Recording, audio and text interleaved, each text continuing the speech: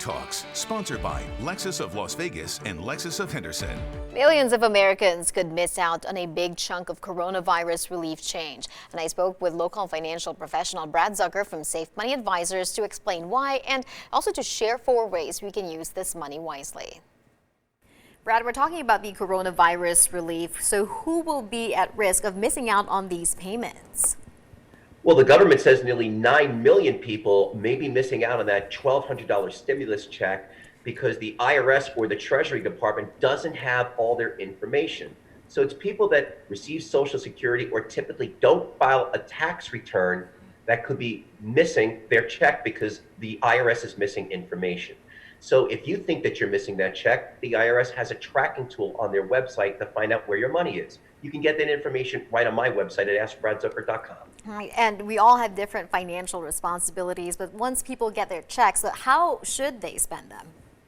Well, more than likely, it's going to be spent on groceries, rent, mortgage, utilities, and credit cards, which is great ways to spend the money, but we need to be smart and prioritize. So reevaluate your budget, make a list of your bills, what needs to be paid now and what can be paid later, because many banks and financial companies are waiving fees if you've been impacted by COVID-19. You just need to call the company to see if it benefits you.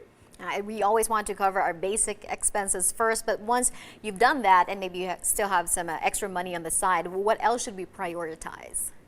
Well, more than ever, we see the importance of having an emergency fund. Typically, we want to cover 3 to 6 months of expenses if we lose a job, miss a paycheck, or get hit with an unexpected bill.